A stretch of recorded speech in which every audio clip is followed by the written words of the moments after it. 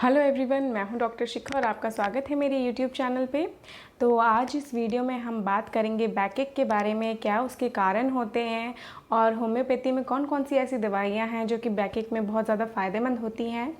इस वीडियो में अंत तक बने रहिए, ये वीडियो बहुत ही इन्फॉर्मेटिव होने वाली है। और अगर आप मेरे चैनल पे नए हैं तो नीचे दिए गए सब्सक्राइब बटन को क्लिक करके मेरे चैनल को सब्सक्राइब कर लीजिए, ताकि ऐसी और इन्फॉर्मेटिव वीडियोज़ की नोटिफिकेशन टाइम टू टाइम आपको मिलती रहे।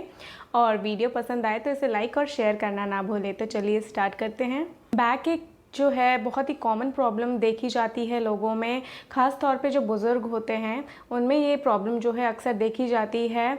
आजकल जो है यंगस्टर्स में भी बैकएक की प्रॉब्लम वो होने लग गई है ज़्यादा। इसके कॉजेज़ जो हैं वो कई हो सकते हैं, पर मोस्टली केसेस में कॉज इसका ओवर एक्सर्शन, इंजरी या स्प्रेन हो सकता है। तो अगर आपको ये प्रॉब्लम जो है वो लंबे टाइम से है और रिकरेंट हो रहा है, यानी बार बार होता रहता है, तो आप अपने नज़दीकी डॉक्टर से एक बार कंसल्ट ज़रूर करिए, ताकि इसका प्रॉपर डायग्नोसिस हो सके और आगे ट्रीटमेंट प्रॉपर इसका हो सके। बैक की बात करें तो बैक में ऐसी कई चीज़ें होती हैं जो कि मिलकर हमारी बैक को बनाती है, जैसे कि वर्टिब्रास हो गई, जो रीढ़ की हड्डी होती है। कई बोन्स होती हैं वर्टिब्रा, ये वर्टिब्रास मिलके वर्टिब्रल कॉलम बनाती हैं। इसके थ्रू स्पाइनल कॉर्ड निकलता है। कई मसल्स होती हैं, लिगामेंट्स, टेंडन्स होते हैं, जो कि पूरी हमारी बैक कंप्राइज करती है। इसके अलावा इसमें इंटरवर्टिब्रल डिस्क होते हैं, जो कि दो वर्टिब्रास के बीच में होता है और एक कुशन का काम करता है वो, जिसके डैमेज से बैकएक की प्रॉब्लम जो है वो हो सकता है। वर्टिब्रास की बात करें तो ये वर्टिब्रा 33 बोन्स से बनी होती है। छोटी छोटी बोन्स होती हैं जो कि रीढ़ की हड्डी बनाती हैं। जो आपके गले के एरिया में जो बोन्स होती हैं वर्टिब्रास, उनको सर्वाइकल वर्टिब्रा बोलते हैं। जो चेस्ट के एरिया में जो बोन्स होती हैं वर्टिब्रल बोन्स, उनको थोरेसिक वर्टिब्रा बोलते हैं। जो कमर के एरिया में वर्टिब्रास होते हैं उनको लंबर वर्टिब्रा बोलते हैं। और इसी के नीचे सैक्रम और कॉकिक्स होता है, जो कि फ्यूजन ऑफ बोन्स, कुछ बोन्स होती हैं उनके फ्यूजन से, उनके मिलने से सैक्रम और कॉकिक्स जो है वो बनता है। तो इन्हीं वर्टिब्रास के बीच में इंटरवर्टिब्रल डिस्क होती है। अगर आपको बैकएक की प्रॉब्लम है तो कॉज कहीं भी हो सकता है। अगर आपकी वर्टिब्रा में कोई एब्नॉर्मेलिटी है, या फिर इंटरवर्टिब्रल डिस्क में कोई एब्नॉर्मेलिटी है, या कोई नस दब रही है, मसल में कोई प्रॉब्लम है, कहीं भी कुछ प्रॉब्लम जो है वो हो सकता है, कॉज हो सकता है बैकएक का। अब बात करते हैं इसके कुछ कॉजेज़ की। अगर आपको लोअर बैकएक है, यानी कि कमर के एरिया में अगर आपको बहुत पेन रहता है, तो इसके कई कॉज हो सकते हैं, जैसे कि किडनी में इन्फेक्शन होना, किडनी का पथरी होना, या फिर ऑस्टियोआर्थराइटिस, या फिर शियाटिका होना, जिसमें कि एक नस के दबने की वजह से पूरे नीचे पैर तक दर्द होता है। इसके अलावा इंटरवर्टिब्रल डिस्क का प्रोलैप्स होना भी एक कारण हो सकता है लोअर बैकएक का। इसके अपर बैकएक की बात करें, इसके कॉजेज़ की बात करें, तो इसमें ऑस्टियोकॉन्ड्राइटिस एक कॉज हो सकता है इसका। इसके साथ साथ अगर कोई स्प्रेन हुआ हो, इंजरी हुई हो, वो कॉज हो सकता है। स्कॉलियोसिस कॉज हो सकता है, जिसमें कि आपके जो रीढ़ की हड्डी का कर्वेचर है वो एबनॉर्मल हो जाता है, साइड की तरफ हड्डी मुड़ जाती है। इसी के साथ साथ अपर बैकएक के कॉज जो हैं वो चेस्ट रिलेटेड भी हो सकते हैं। हार्ट रिलेटेड कोई प्रॉब्लम है, उस वजह से भी बैक में पेन हो सकता है। कोई कैंसर है, ट्यूमर है, उस वजह से भी नस के दबने के वजह से बैकएक जो है वो अपर बैकएक हो सकती है। नेक पेन की बात करें तो नेक पेन में सर्वाइकल स्पॉन्डिलाइसिस जो है ये कॉमन कॉज होता है नेक पेन का, नेक के एरिया में पेन होने का। इसके अलावा जो कॉजेज़ हो सकते हैं वो है प्रेगनेंसी या आफ्टर चाइल्ड बर्थ जो है बैकएक की प्रॉब्लम हो सकती है।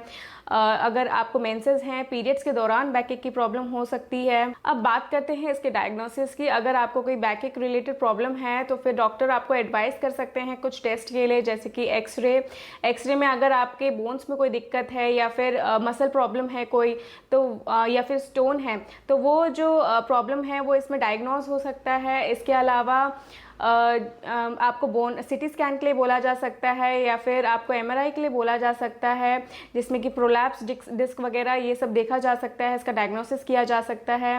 बोन स्कैन के लिए बोला जा सकता है, इलेक्ट्रोमायोग्राफी के लिए बोला जाता है, जिसमें कि नर्व कंप्रेशन के बारे में देखा जाता है। उसके डायग्नोसिस के लिए ईएमजी जो है वो करवाया जाता है। होम्योपैथिक मेडिसिन बताने से पहले बात करेंगे कुछ प्रिवेंटिव मेजर्स की, जिसका ध्यान रखकर आप अपने बैकएक की प्रॉब्लम को प्रिवेंट कर सकते हैं।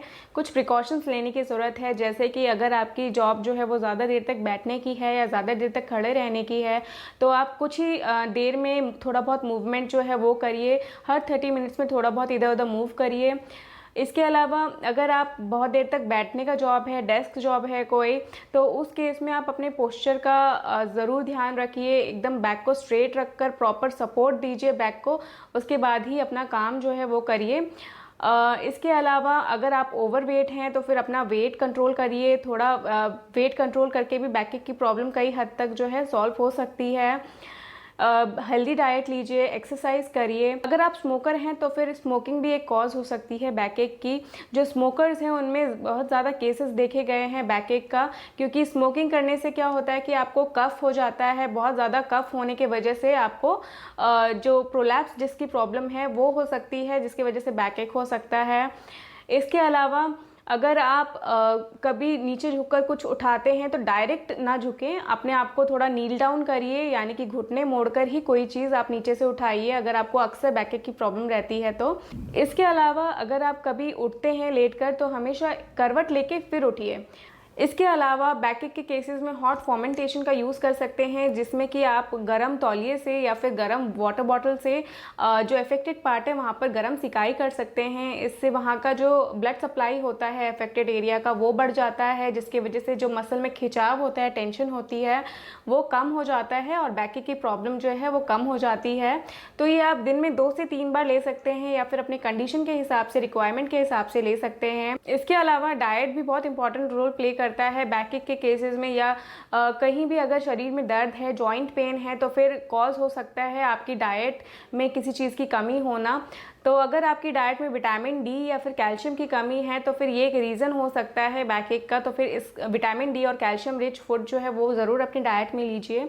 इसके बारे में ऑलरेडी मैं एक वीडियो बना चुकी हूँ, आप जाके चेक कर सकते हैं। अब बात करते हैं कुछ होम्योपैथिक मेडिसिन की। वैसे तो होम्योपैथी में कई ऐसी दवाइयां हैं जो कि बैकएक के केसेस में बहुत ज़्यादा फ़ायदेमंद होती हैं। ये पेशेंट के इंडिविजुअलिटी के हिसाब से या सिम्टम्स के हिसाब से दी जाती हैं। इस वीडियो में मैं आपको कुछ ऐसी मेडिसिन बताऊंगी जो कि ज़्यादातर केसेस में फ़ायदेमंद होती हैं और काम आती हैं। तो सबसे पहली मेडिसिन है एस्कुलस 30। ये मेडिसिन जो है उन केसेस में दी जाती है जहाँ पर कमर दर्द या फिर कमर के नीचे के हिस्से में बहुत ज़्यादा दर्द हो, और ये दर्द जब आपको बहुत ज़्यादा कॉन्स्टिपेशन रहता है या फिर पाइल्स की दिक्कत होती है, उसके साथ साथ बैकएक जो है वो बढ़ जाता है, तो ऐसे केसेस में ये मेडिसिन बहुत अच्छा काम करती है।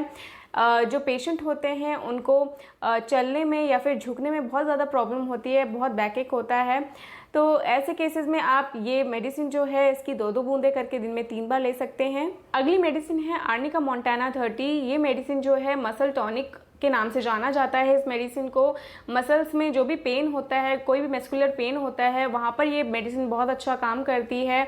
कई बार बैक पेन जो है वो ओवर एक्सर्शन की वजह से या फिर ओवर लिफ्टिंग की वजह से, कोई भारी चीज़ उठा ली हो उसकी वजह से स्प्रेन पड़ गया हो, या फिर बहुत ज़्यादा काम कर लिया हो, बहुत ज़्यादा एक्सरसाइज करने के बाद अगर आपको पेन हो रहा है, मसल सोरनेस बहुत ज़्यादा हो रही है, लेम ब्रूस्ड फीलिंग है, जैसे कि बहुत मारा हो उसके बाद अगर दर्द जैसा होता है, सोर ब्रूस्ड टाइप का, वैसा अगर पेन है, तो ऐसे केसेस में आर्निका मोंटाना बहुत अच्छा काम करती है। पेशेंट जो है अफेक्टेड एरिया को टच करने से डरता है, वहाँ पे इतना पेन होता है कि वो वहाँ पे टच भी नहीं कर सकता है और सीधे चलने में इन्हें प्रॉब्लम होती है।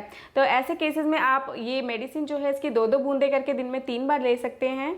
अगली मेडिसिन है ब्राइनिया 30। ब्राइनिया 30 भी टॉप मोस्ट मेडिसिन मानी जाती है बैकएक के केसेस में। अगर आपको बैक के एरिया में और साथ में नेक का एरिया जो है वहाँ पर बहुत ज़्यादा पेन और स्टिफनेस रहता है, तो ऐसे केसेस में आप ये मेडिसिन ले सकते हैं। कोई भी सीजनल चेंज, वेदर चेंज या टेम्परेचर चेंज की वजह से अगर बैकएक शुरू हो गया है तो उस केस में ये मेडिसिन बहुत अच्छा काम करती है। इस मेडिसिन का जो गाइडिंग सिम्टम होता है वो ये है कि पेशेंट जो है चलने में उसको बहुत ज़्यादा तकलीफ होती है, बैकएक बहुत ज़्यादा बढ़ जाता है, और अगर वो रेस्ट करे एक जगह तो उसकी जो बैकएक की प्रॉब्लम जो है वो कम हो जाती है। साथ में प्रेशर से भी ऐसे पेशेंट्स को रिलीफ मिलता है।